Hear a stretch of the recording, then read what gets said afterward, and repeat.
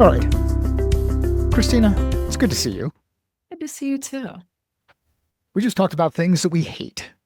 Did. Actually, we talked about mental masturbation for a second, and So then like we started talking about as one does, as one does. this one does. So what do you hate? What's something you hate?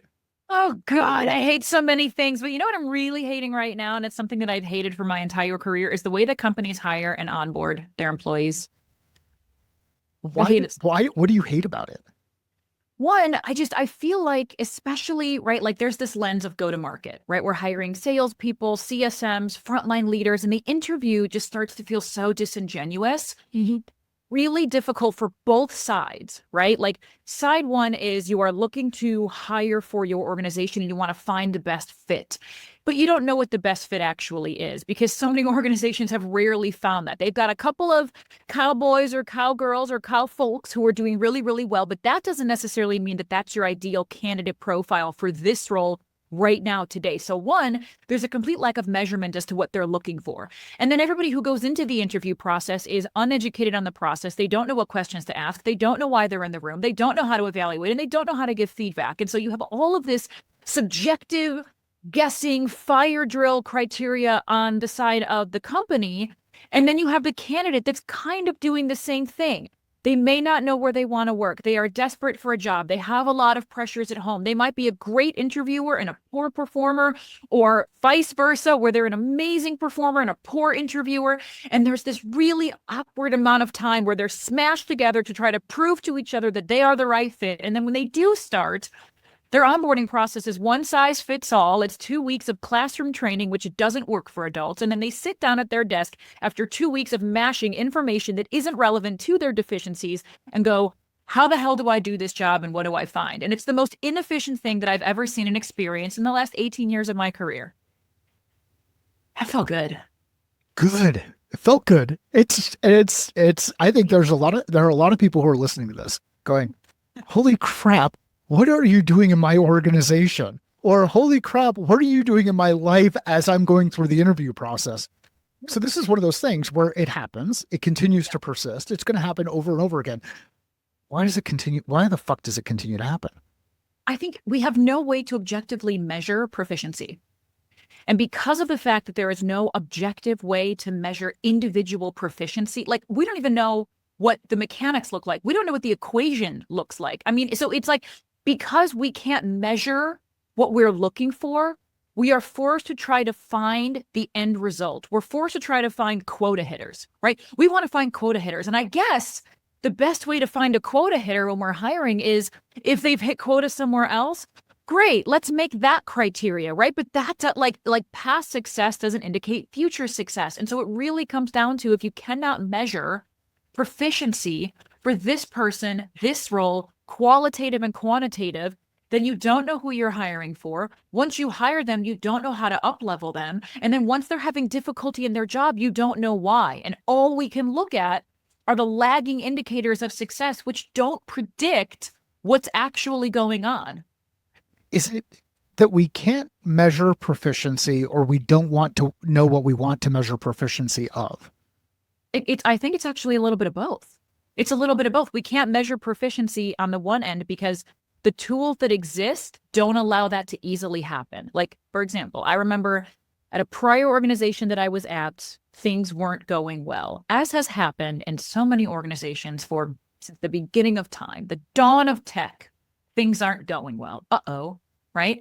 And so then we were like, well, let's figure out why. So we started with, well, let's pull the reps and ask them where they're spending their time and ask them to give feedback on what they're struggling with. Okay, big piece of subjective data. Great. Let's also have the people who don't have the time to do it review as many call recordings as possible and try to listen in and identify, based on the customer interactions that have already happened, where we may be missing from a skill proficiency standpoint. More subjective data based on the little bit of time that people actually have and their interpretation of what good looks like, which, by the way, they likely haven't had gut check or make sure that that's even in line with what the company would consider good, because we're all bringing our different perspectives into things. And then it's, okay, well, let's hire an outside company to come in and do this analysis for us.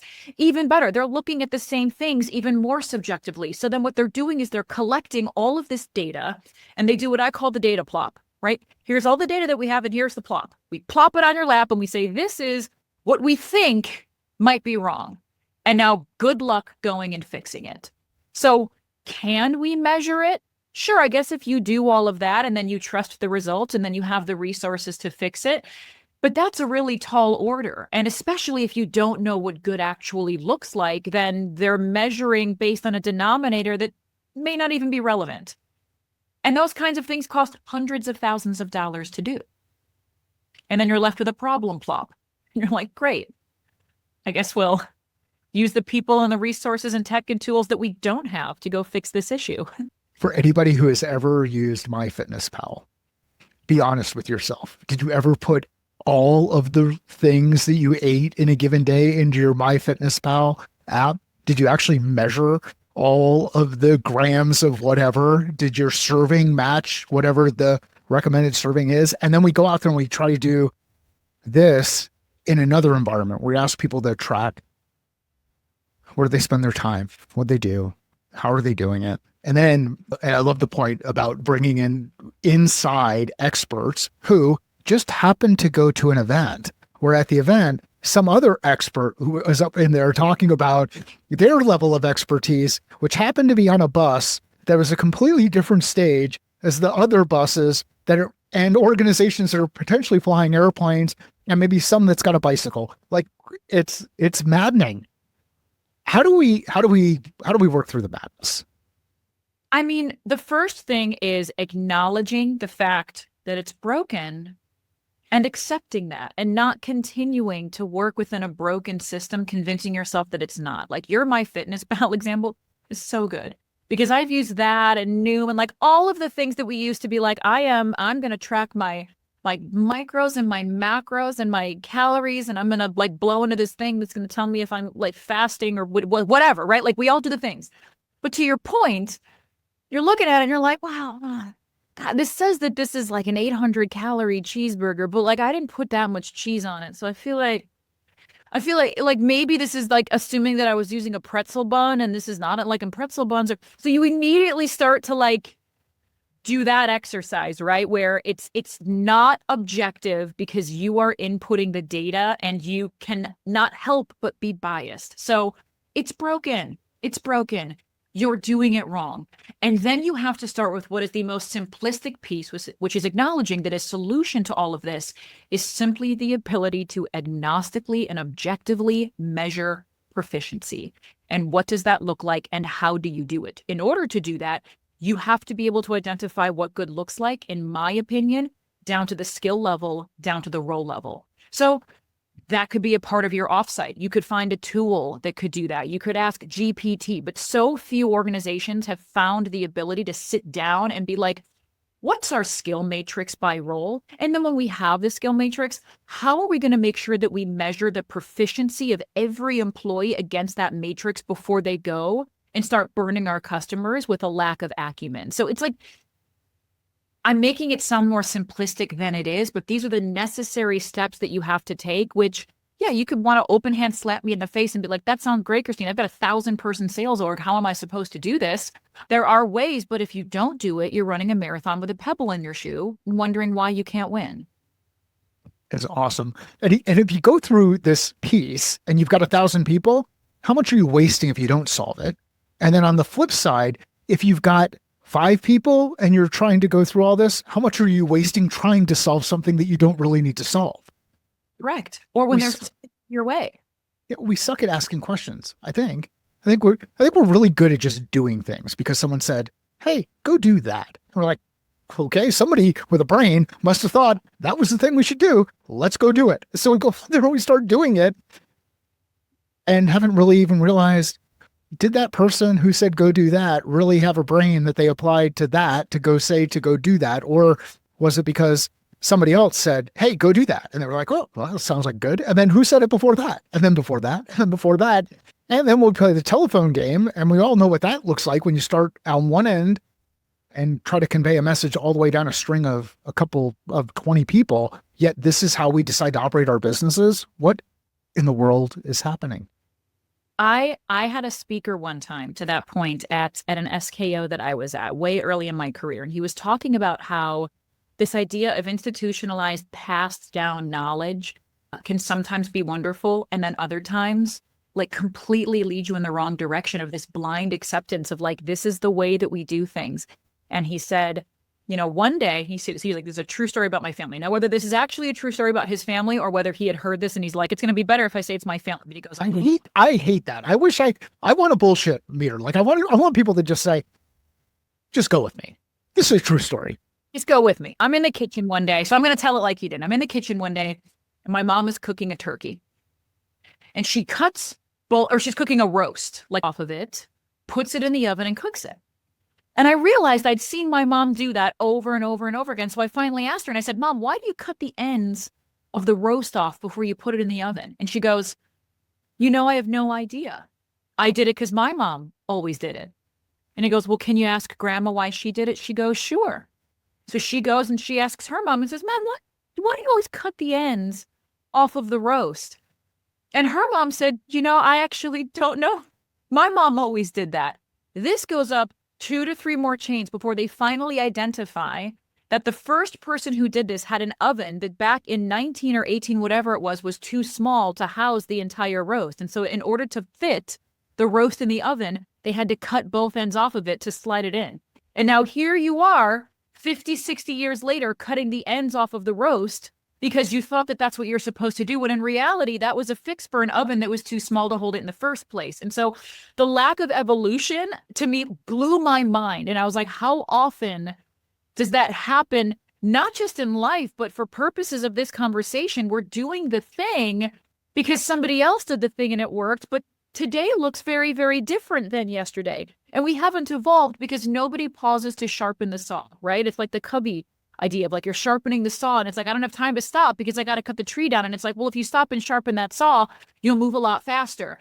There's so much of that goes on. And that's another thing that drives me crazy. What drives me crazy is right now I can't figure out if we saw the same person speak at a different sales kickoff or if this is just a story that all the speaking organizations suggest that people lead off with around how you should think differently about innovation inside your organization. That's what's going to drive me crazy. We may never know. This could be the mystery that follows us forever. We may never know. And that's going to be a third thing that bothers me. So on this whole onboarding thing and kind of breaking all of these individual pieces down, isn't it interesting that we invest so much time, energy, and effort in recruiting and interviewing and hiring and creating this experience. And then all of a sudden we dump people into this new experience inside the organization. And it's kind of like fend for yourself or figure it out. Yeah. It's mind-boggling. And then inside the organization, we've got people who are doing things like customer success, maybe, and they're designing for customer experience, external customer experience. But for whatever reason, we don't say, what happens if we turn that light around, shine it back on our organization and design for internal customer experience? How would things change? How would things change if we actually moved to an everboarding idea instead of an onboarding idea? Oh, praise. Well, would go crazy. It was like literally, I'm like, everboarding. It's you'll never hear masters of their craft be like, oh, no. I'm all set. I did my initial training. Like my mother was objectively one of the best concert pianists in the entire world. She was the pianist at the Chicago Symphony Orchestra. She played the piano in the Fantasia 2000 movie. Like she was phenomenal. This woman practiced every day. And my mom had the ability to sight read. She could look at a piece of music, sit down, play it flawlessly. She practiced every single day. And so there's this idea of everboarding of we think you went through onboarding and training. Oh, you're good now. You don't really need up-leveling or training or coaching or workshopping. You'll do your required once a year, check the box in our LMS, but then you're good. That is literally not how mastery works anywhere. And yet at work, we do that. Right. I saw something today that pissed me off. Hire slow, fire fast. Have you ever heard that before? Have you ever heard anybody say that before? I've heard things, I've heard that, and I've heard things like that, and they drive me crazy. And there's the funny part about it is people will say it. out loud. And they'll be like, yeah. And then a bunch of people will come behind and be like, yes, that's right. Hire Yep. slow, fire fast. How many people have gone through an interview process where you felt like the interview process moved really, really fast or moved at a decent pace or moved at a pace that was as long as the process that it might take to fire somebody inside an organization? And can you imagine if, let's say your interview process is 3 weeks long, you decided to fire people inside a 3 week period because they just did something that was different than the expected behavior? Like, I, it just, it's funny how we say these things out loud and then people nod at them. And then when you actually get with people who've done the work and put it into practice, you're like, look, it's ultimately, it's not the way it needs to go. I would love to hire faster. And I've got a Yeah. process that I have that will allow, and a process that many people have a process that they have that will allow you to hire faster. The biggest challenge with hiring is not the speed at which you move people through an interview process. It's about getting the right candidates into that Right. interview process. So Right. that irritates the fuck out of me. This whole hire slow, fire fast. Like, I want to fill up the seat as quickly as possible. I want to fill it with the right people.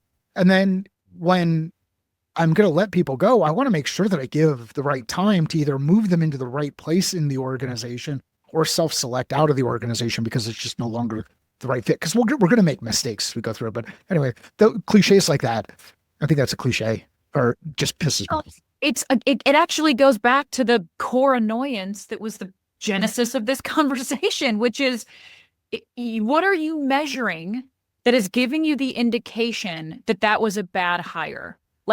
Because if you have the denominator and what good looks like, that is also then going to come with the amount of time that it takes to first show proficiency and then mastery in those areas. There's going to be leading indicators that let you know either this person is showing signs of first understanding, second proficiency, and finally mastery of these very specific things that not only are we measuring, but if you haven't trained on it, you cannot expect it. And that's the other thing is we hire people, we throw them into ineffective onboarding that is not prescriptive and not based on the gap they have when they're coming in the door, because everybody has those.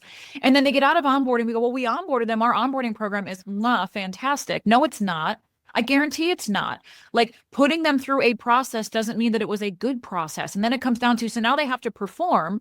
And I have seen organizations where they openly admit that for AEs, for example, their sales cycle is 6 to 9 months. And after 3 months, they're putting people on performance improvement plans. And I say, how are they even supposed to be successful here? And they're like, well, they weren't building pipeline. Did you teach them how to build pipeline? They went through onboarding. Show me your onboarding. Because I guarantee that your onboarding was not prescriptive based on this individual's deficiencies and how to help them get to money faster. And if you had the ability to focus there, I bet you they would have done it. And so I think what we don't like about what you're talking about is it puts all of the onus on the person that's been hired to prove it and none of the onus on the organization to make their hires successful. And that takes effort and tools and tech and time, and they simply don't do it. And leadership. And leadership. Yes. Like, I mean, way to get me fired up on a Friday. This is how I am all the time. I'm a lunatic. You know this. You know this. What else are you working on? What's exciting in your world? I mean, it's funny. I'm fired up about this because this is the problem that I started an entire company to solve, was around solving these issues around visibility. And so call it a selfish endeavor.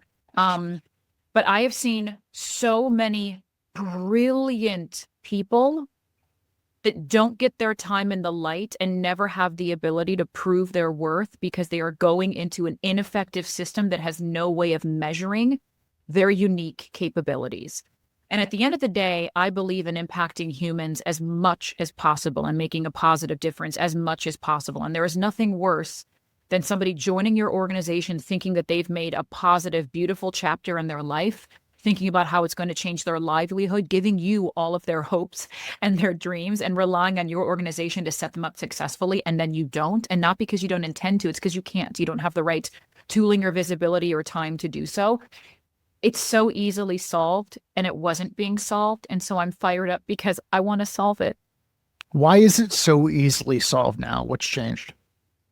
I'm going to sound like one of the broken record players, but AI has given us the ability to measure proficiency in ways that we've never seen before, right? Like this is what my tool is doing, right? At Luster, Yeah. we build proficiency maps. We measure proficiencies and deficiencies, and then we use that. We've built predictive intelligence that takes your specific deficiencies, looks at the customer interactions that you have coming up on your calendar, proactively identifies where you're about to make a revenue impacting mistake. And instead of doing the problem plop, we then say, here's a deficiency that's going to impact revenue. Here's how we close that deficiency so that you never actually get to that call to make the mistake. So how do we go from listening reactively to customer conversations to subjectively figure out what's wrong to objectively having a skill matrix for success by role, measuring every person seamlessly and easily into that, and then using that to predict where it's about to go wrong and then doing something about it. It really needs to be solved with a tool, and we have the tooling. Whether that's Luster or not, the tooling exists. We have the capability now. And so if you don't do it, it's a matter of either you don't know or you don't care. If you don't know, people like me, lots of others can help you. If you don't care, it's going to become a lot more obvious in the years to come. So for some of the people who are reluctant to pick up AI, or like they look at the headlines about Skynet taking over and the robots doing whatever it is that they're going to do, or just anything, like there's just the idea of, hey, we're going too far technically, and in a technical way, we need to be more human in the way that we interact with each other. What is a bias that people who might have that thought process going in? What's a bias that they have, or a preconceived notion that they have that they can quickly overcome, or that they could overcome? I don't know, that's a kind of a crap question, because quick is kind of hard. Let me ask it a different way. What's a way that we can help, or you can help people think a little bit differently about some of the AI tools and capabilities that are out there right now that'll help them overcome some of these biases or preconceived notions around what AI is or what it can do? Yeah. I would say that most AI comes down to two really, really, really foundational use cases, right? And there's elements that go on top of that. And the main thing that is surrounding these use cases, I think, is fear. There's a lot of fear because there's unknown, it's change, it's fear. Like all of those are really yucky feelings that punch you right in Maslow's hierarchy of needs, right? So I get that. There's these two main use cases. Use case number one is this AI is going to replace me. Number two is this AI is going to make me a better professional, better at what I do, more effective. And I think about this like, let's take marathon running, for example. Some AI wants to run the marathon for you. Okay, that's the one where I think there's a lot of fear. Another one, and other ones want to be the treadmill that's going to help you to still run the marathon, but give you what you need in terms of efficiency and tooling to actually be better at what you do. And so I would look at all of the different AI tools and really determine which of those two really foundational buckets is this tool in. The one around making you a more effective human may mean that AI is replacing some tasks that weren't leading to efficiency and mastery in the first place. And so there will be replacement of menial tasks that a human simply doesn't have to do. But then there are some areas where if I'm a person, if I'm a BDR right now, right, I'm feeling really threatened by a lot of AI technology that is basically saying that my job can be completely done and done better by a robot, right? There's some technology that's saying like, hey, BDRs, we can make you more effective, right? That would be like my technology and a lot of other technology. And others that are like, we can replace you entirely. All of those things exist and they're bouncing around the ecosphere and it's just creating fear and uncertainty. Yeah, I think the two words that I like to use now that I wouldn't really have thought about before, and part of it's age and enablement being a bad thing back when I was growing up, you did not want to be an enabler. And now you kind of don't, but you do. Yeah. So it's a emerging technology that enables humans to do better human things. So emerging and enablement technology. And when you see this kind of convergence, you start to realize there's a lot of stuff that is out there that can help us do things better and faster if we're open to testing and using the tools. But we've got to have the right mindset to build the right skill set to leverage the right or create leverage with the right tool set. And so it all works through that. And if your attitude and belief is skewed when it comes to this technology, then get your mind right. What do you think? I think get your mind right. And there's like, it's okay not to know.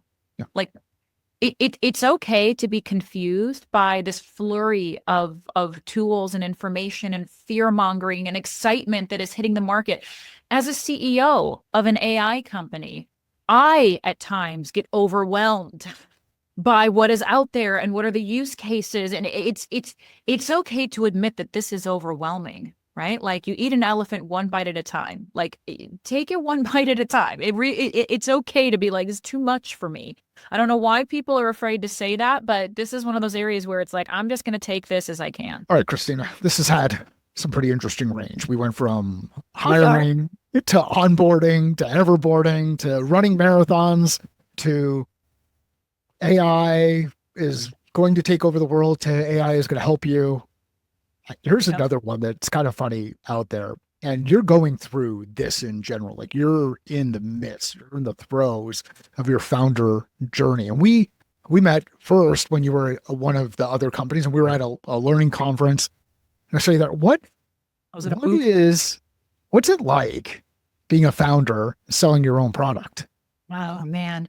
Yeah, I'm laughing. This conversation has taken twists and turns that we just could not anticipate, as most good as most good ones do. I would say one, I have a bit of an advantage because I'm an 18-year sales veteran. And so for me, selling my product, it's the best sales job that I have ever had because never have I felt so in tune with the product and the problem that I am solving.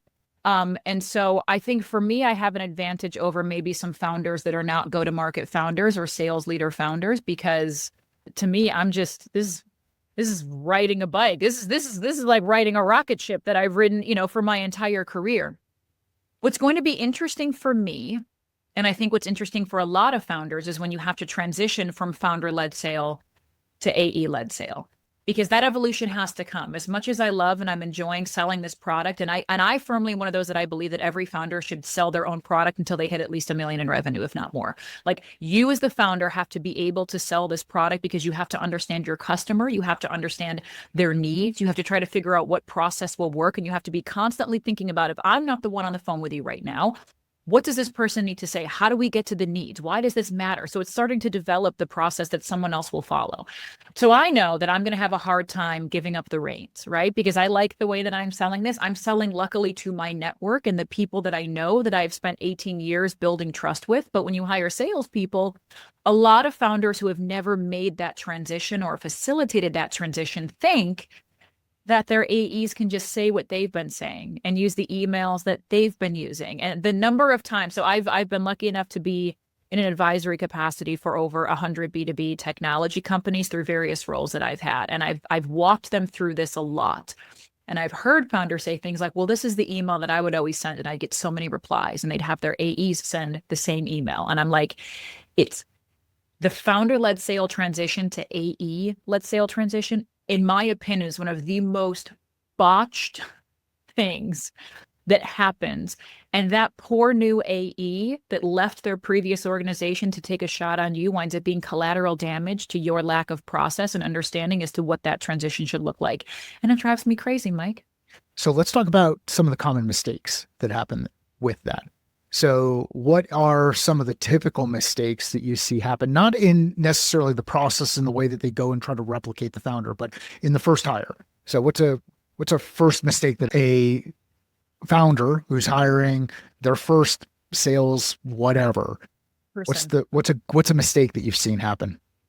This one is like a my opinion thing. And so Cool. I might get some open hand slaps for this. I don't think that you should ever just hire one AE. That idea of like the founding AE, like you are the founding, you are the one. It's like, it's too much pressure on that one person and they have nobody to bounce anything off of, right? And so what they wind up doing is being like a lackey and an order taker to the founder who was doing the sales. And so one of my personal things, always hire two. Right? Because there's also a lot of times the expectation that founding AE, if you are hiring one and you're giving this, like you are the founding, wow, whatever, there's this understanding of like, well, I'm going to be promoted. Like I'm going to build some infrastructure and sell, but then I'm going to hire a team under me, right? Like there's this assumption that your first AE hire is going to wind up being your VP of sales one day. And you certainly cannot predict if that's going to be the case. And if your idea isn't going to hire this founding person, you're like, well, do I look for somebody who has leadership experience? Do I look for somebody who's currently a salesperson? Do I need them to develop the sales process for me? Do I need them to build out my CRM? Do I need them to figure out all of my messaging? My God, do I need a sequencing tool? Like, you wind up being like, who do I hire for that person? And I guarantee you're going to get it wrong. You're going to get it wrong. So hire two. And if the job that you want them to do is salesperson, if you want them to come in and sell the product, then you have to build the infrastructure, including all those things I just listed, before they get there. And you can't just hire them and be like, yeah, I've been gunslinging over here, going nuts. We've got no system of record. We've got no traction. We have a CRM. I've never looked at it. Everything is a mess. You've got no sequencing tool. You've got no way to get data on information. You've got no messaging. How about it, guys? Go figure it out. Like, this is literally what I see. It's nuts. It happens over and over again. And a lot of times the people that move into those roles are 18-month people. And sometimes they're 12-month people. And a lot of times they come in through a network of people who know somebody who's like, I got a guy or I got a girl. I got somebody who can do it. And the mistake that you make there is expectations are completely off. And we'll talk about founder magic here in just a second. I've got a question around it, but the thing that I would guide more people to do is don't worry about augmenting you or replacing you as the salesperson. Amplify your capability as the salesperson. Get somebody to outsource a chunk of that job to be done to somebody else so that you can come in and learn together and still lean on founder magic, which we'll get into here in a second. And I think we try to go to founder augmented too quick. And if we think about it as amplifying, we'll make better decisions. The big challenge though, and where I see this happen more often than not, is when you've got investors inside the organization who are starting to influence how decisions are being made and how money needs to be spent and all of that stuff. As much as they say, hey, you're in control, you're the person who's running this, you've got it. When the numbers aren't there, the pressure starts to build up. You start to feel the strain. All the voices start going around. You can get into this really negative space and make a lot of mistakes. And typically what will happen is you'll find the CEOs that did that are the ones who've gone through 3 or 4 different VPs of sales or heads of sales or just really short periods of time. So what do you think about that idea of amplified rather than augmented? 100%. Like, that to me is the only way to go, because to your point, otherwise you are going to burn through people in a really, really short amount of time. And again, you're burning through people before you've even been able to measure what their impact could be. And I've gotten caught up in that before too, like it can happen. You get into this piece that Christina talked about earlier with the impact that you have on families. That person that jumped on board on this rocket ship that you're building is bought into you and your founder vision, and they're willing to take a couple of points of equity or a couple of halves of points or quarter points of equity for a period of time, this dream, this vision. And the reality is you're misleading them and you're not giving them the tools and the resources, and you're not actually building together. You're building either in your mind or somebody else's mind, and you're not being really clear around it. So let's talk a little bit about founder magic. Do you think founder magic exists? I want to hear you define it first, and then I'll tell you.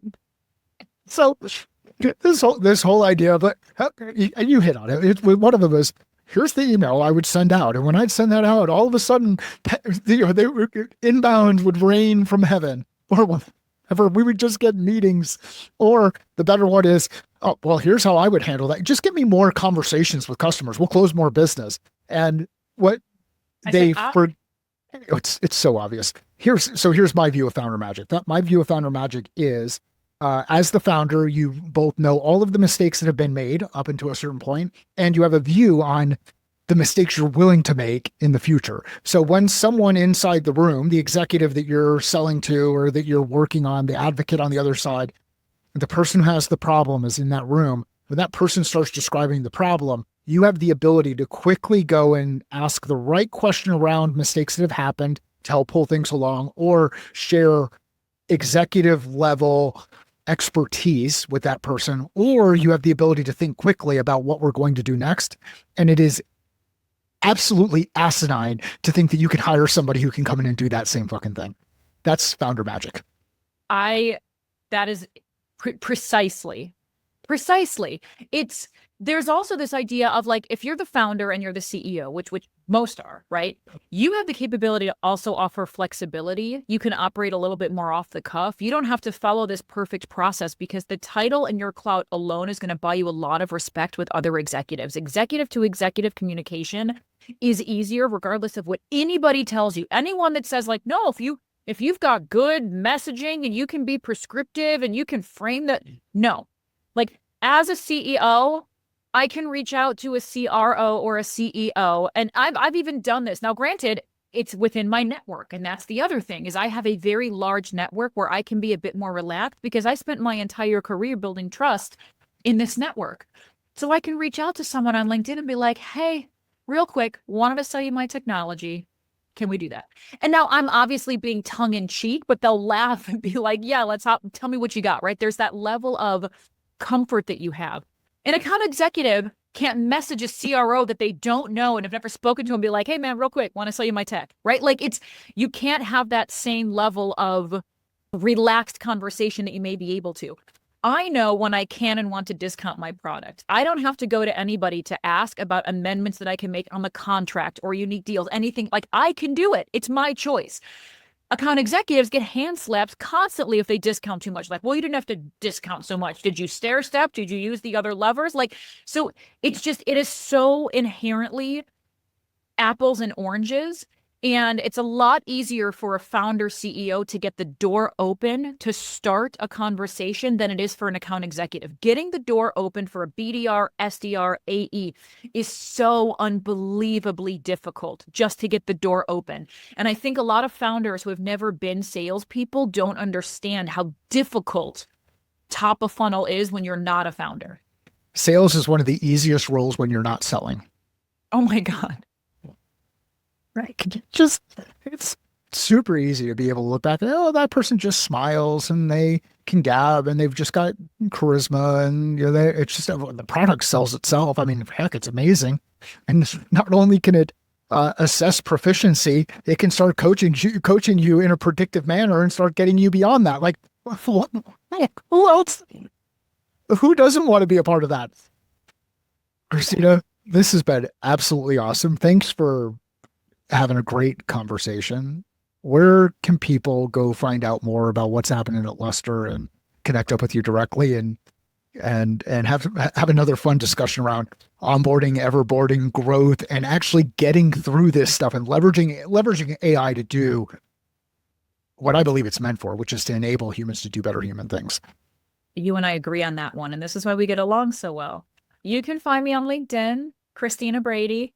You can email me, Christina@Luster.ai. I'm around if you're a part of Pavilion. I'm a part of Pavilion. I'm the Chicago chapter head, so come say hello to me over there. And I'm also on the executive team at Women in Sales, which is an organization that is aiming to help more women to get into and succeed in the field of sales, regardless of your background. So I'm always floating around. You can find me at just about every conference that exists. So you'll see me walking around, and I've heard you can't miss me, which I'm just going to pretend is a compliment.